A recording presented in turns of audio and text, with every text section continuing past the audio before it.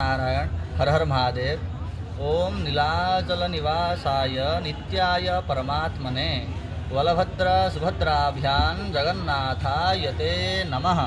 जगन्नाथादि चतुर्धा भूमूर्ति को मोर अनंत कोटि प्रणाम। लोक मानक मनरे निहाती भाव में गोटे जिज्ञासा थिबो, मनरे गोटे शंका थिबो कि आमे हेले चारिटा वर्ण ब्राह्मण क्षत्रिय वैश्य आउ शूद्र, चारोटी वर्ण मानक भितरे आत्मा अच्छी सबु बेले आत्मा।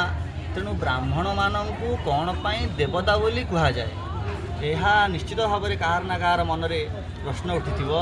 तेणु यार समाधान कौन ना ध्यान से श्रवण करंतु। मंत्राधीनम देवाधीनम जगत सर्वम मंत्राधीना तु देवता ते मंत्रा ब्राह्मणाधीन तस्मात् ब्राह्मण देवता देवता देवाधीन जगत सर्वम।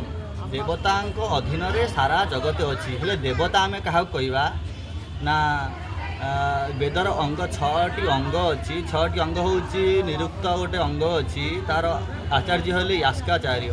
तांको मतरे देवतार निर्वचन कौन ना दीपनाद वा द्योतनाद वा द्युस्तान वा इति देवाः।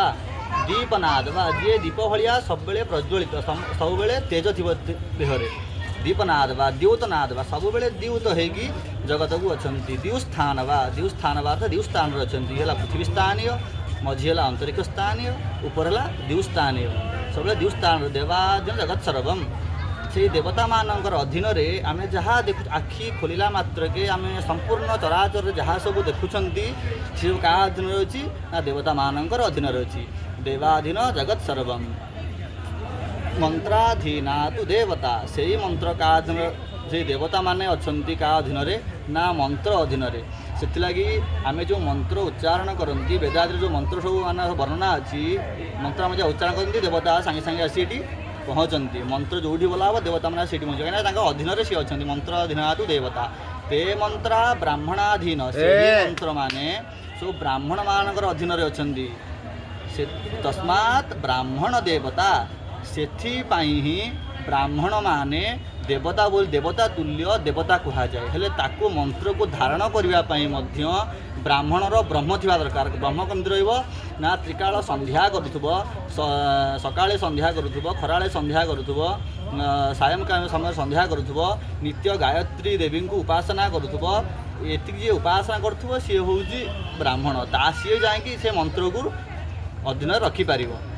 मु भावुची वर्तमान समस्तंकर जो सब जार मनरे शंकाटी थी निश्चित भाव दूर हो। एपरी जहाँ मनरे आगू जार शंका थी निश्चित मत यदि मेसेज करेंगे कमेंट बॉक्स निश्चित भाव में मुझे सठिक अनाज विच्छिन्न परंपरा गुरु परंपरा प्राप्त पढ़ा जमी भावार्थ हो पार सबू निहाती आम करवा। जय जगन्नाथ, जय श्री नारायण, हर हर महादेव।